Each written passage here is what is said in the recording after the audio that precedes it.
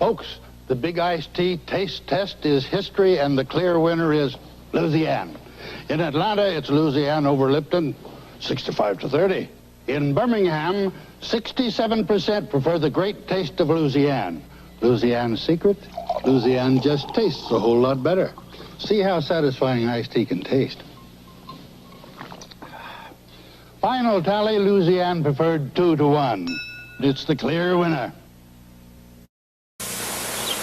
I like a day that's not cloudy and a tea that's not cloudy. That's why I like Louisiana. Louisiana's got special tea leaves that keep it clear as a bell all day.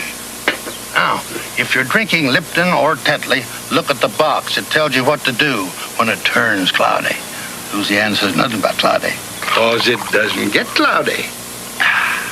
Louisiana, the one tea that's always clear as a bell.